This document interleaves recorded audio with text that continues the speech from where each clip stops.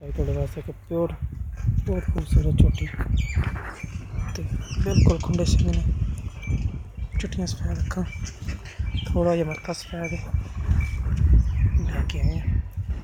उम्मीद करा तुहानू दोस्तों पसंद आएगी। वीडियो पसंद आए लाइक भी करो शेयर भी करो। बहुत चिट्टी बार झोटी मुठ मुठ का थाने फुट फुट दी मेरिया ने हर पासे सुथरी झोटी किसी पासे कोई फर्क नहीं रखती।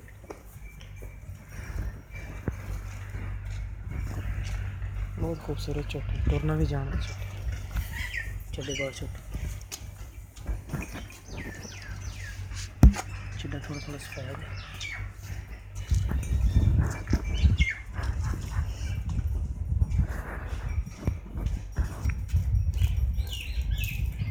है मुकम्मल कर दे।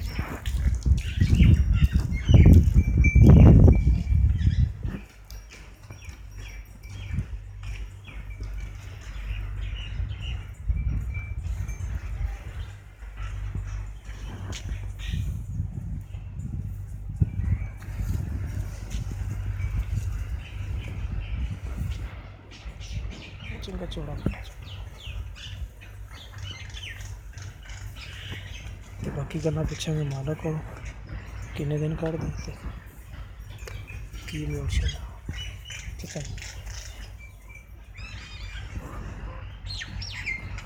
अस्सलाम वालेकुम। वालेकुम सलाम। चाचा की ना ਤੁਹਾਡਾ? अहमद इकबाल।